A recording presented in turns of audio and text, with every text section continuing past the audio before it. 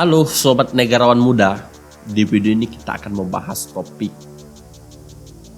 giliran kita, bonus demografi, anak muda, dan masa depan Indonesia. Selamat datang di negeri yang katanya kaya raya. Tapi tiap kali anak mudanya lulus kuliah, kerjaannya bukan ngelamar kerja, tapi ngelamar ke grup WhatsApp alumni. Katanya, Indonesia punya bonus demografi. Tapi buat sebagian orang, itu kedengarannya kayak promo Tokopedia. Diskon gede, tapi syarat dan ketentuan berlaku.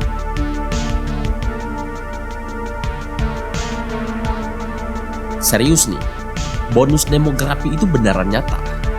70% rakyat kita bakal usia produktif. Artinya, kita punya pasukan muda dari Sabang sampai Merauke yang bisa jadi kekuatan dunia. Kalau dikelola dengan otak, bukan cuma dengan slogan. Bilang, generasi muda adalah masa depan bangsa. Tapi kenyataannya, kadang kita cuma dianggap konten buat kampanye. Dipeluk waktu pemilu, ditinggal pas udah duduk. Kita disuruh berdaya saing global, padahal sinyal aja sering 8K bukan 4G. Disuruh inovatif, padahal modul pelatihan masih zaman PowerPoint animasi 2010.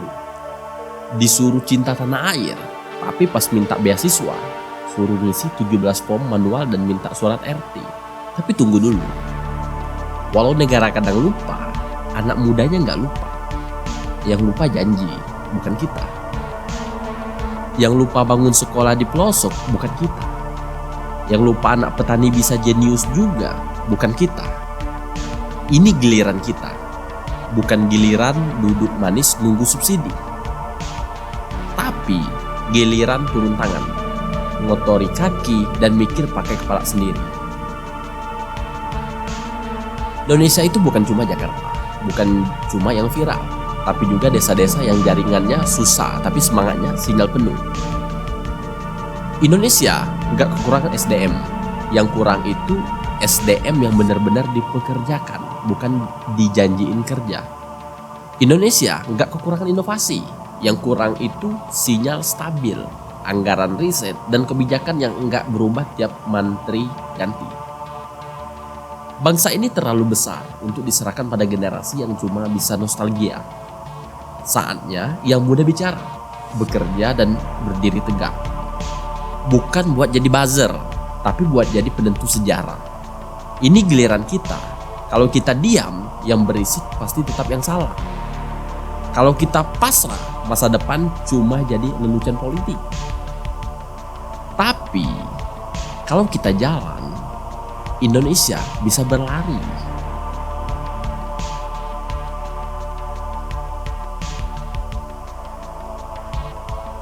Kita serius atau kita cuma nonton sejarah dibikin orang lain?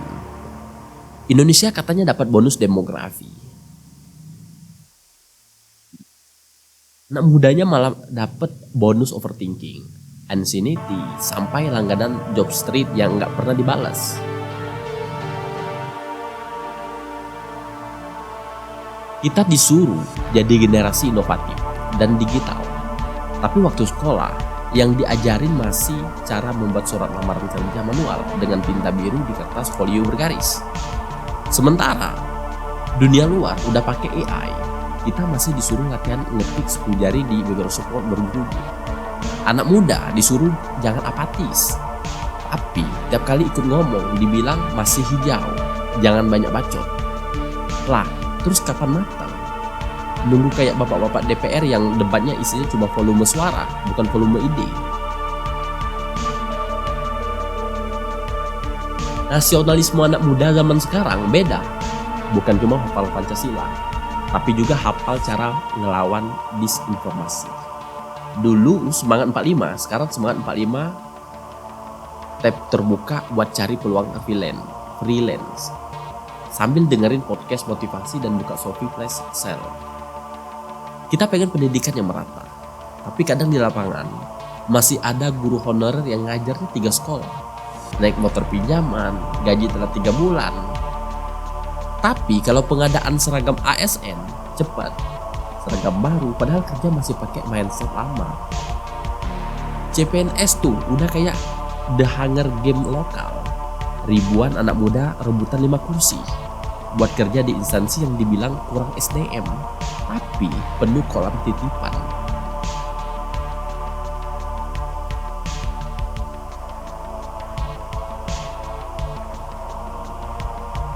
Jangan remehkan pengangguran zaman sekarang. Mereka bisa ngoding dikit, ngonten dikit, desain dikit, trading dikit, rebahan banyak. Anak muda Indonesia itu penuh harapan. Harapan dapat kerja, harapan bisa KPR, harapan naik gaji. Tapi harapan itu butuh sistem yang mendukung. Bukan cuma motivasi ala kamu bisa kalau mau berusaha. Coba bilang gitu ke anak muda di desa yang sekolahnya masih pakai kapur. Bayangkan ini, sebuah bangsa yang katanya kaya raya, tapi tiap tahun utangnya makin membengkak. Sumber daya alamnya melimpah, tapi petaninya masih miskin. Anak mudanya kreatif, tapi panggungnya sempit. Dan di tengah semua itu, kita generasi yang katanya akan membawa Indonesia jadi negara besar, tapi dengan sistem kayak begini, emang bisa? Reformasi sudah lebih dari 2 dekade. Tapi yang reformasi kayaknya cuma gaya rambut pejabat. Dulu otoriter, sekarang katanya demokratis. Tapi kritik masih bikin deg-degan. Suara rakyat kadang cuma dianggap noise latar TikTok. Menurut Transparency International, skor indeks persepsi korupsi Indonesia masih stagnan. Kita di level 34 dari 100. Dekat-dekat sama negara yang demokrasinya belum matang. Lalu kita ditanya, apa reformasi udah gagal? Jawabannya, belum, tapi juga belum berhasil. Kita pernah jaya. Sriwijaya menguasai laut, Majapahit menyatukan Nusantara. Dan Soekarno bilang, berikan aku 10 pemuda akan kuguncangkan dunia. Hari ini, kita bukan cuma 10, kita 270 juta orang. 70% diantaranya adalah usia produktif.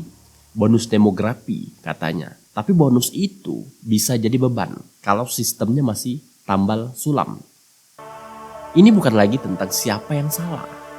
Ini soal siapa yang mau benar-benar berubah.